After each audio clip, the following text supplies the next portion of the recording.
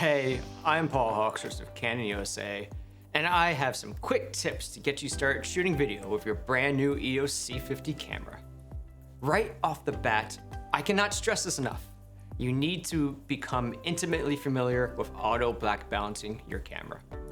You see, the photo sites on a CMOS sensor have a memory, and over time, as heat builds up, external environments change, and the sensor's electrical state fluctuates due to ISO changes.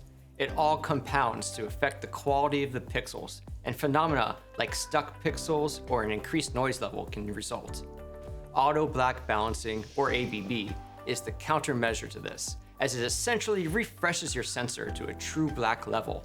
ABB is found on page 8 of the camera setup menu. Select ABB and follow the prompts. It takes about 40 seconds, and don't worry if you forget to cap the lens port, the camera will let you know. So at the very least, do this once a day before you start shooting. But if you're shooting all day long, try to do it during a lunch break if you can. The more you can do it, the better for the health of your sensor and your image. The most important decision you make when setting up the camera is choosing the right picture profile for the job at hand. This will end up setting the look for your image by selecting the gamma and color space, and it can be a daunting choice. But to get you started, we offer 9 presets in the camera: Canon 709, Canon Log 2, Canon Log 3, YDR 709, Standard 709, HLG, PQ, EOS Standard, and EOS Neutral.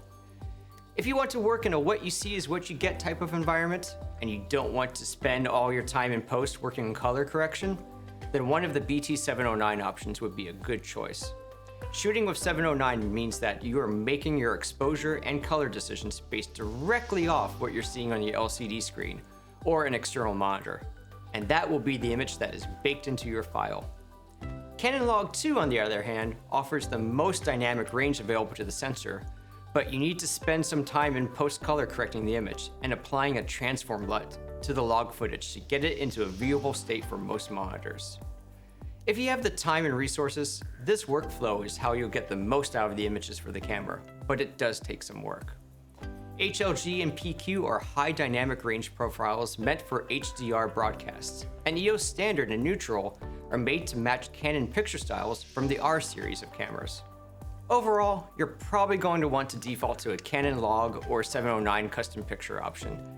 But if you're new to the ecosystem, I vehemently suggest doing some picture tests with each profile to see what's involved in their workflows. In the end, it's going to come down to a per project basis as to which picture profile is right. But it doesn't hurt to have all working knowledge of all these presets.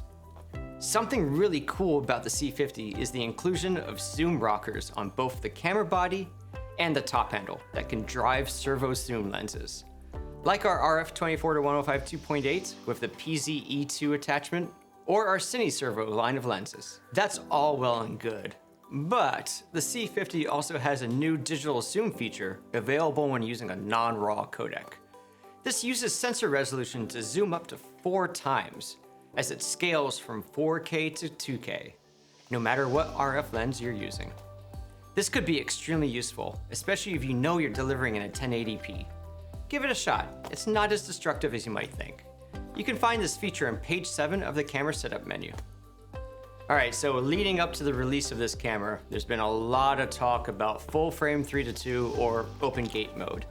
But let's not forget the other sensor modes, especially the Super 35mm and Super 16mm crop modes. One thing about the Super 35mm mode is that you get a little bit more dynamic range when using it compared to the full frame modes. But besides that, you shouldn't disregard it just because it's a smaller sensor size.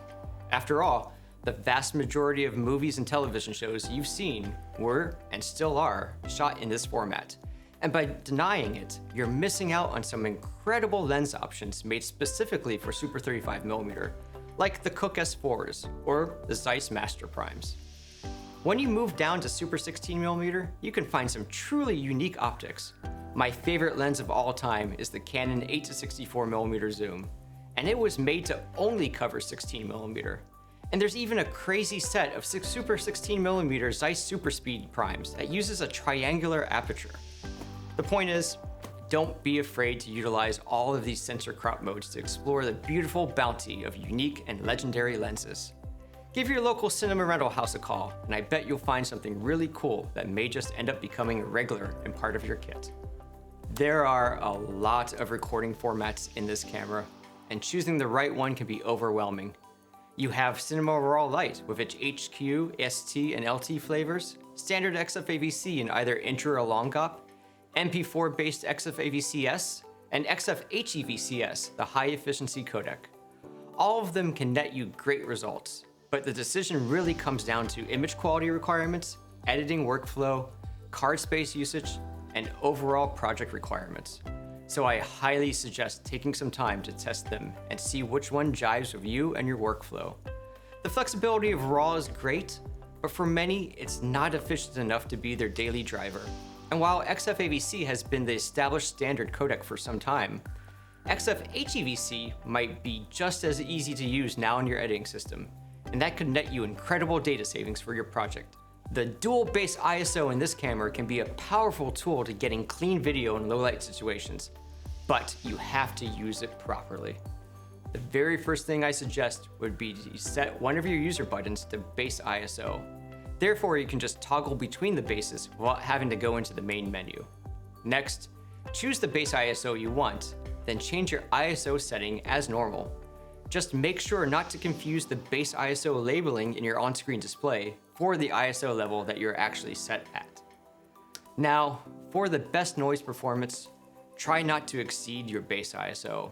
For example, if you're at base 800 and you want to shoot at a 3200 ISO, it is much better to change your base ISO to 6400 and then pull down one stop to 3200, rather than push two stops from 800.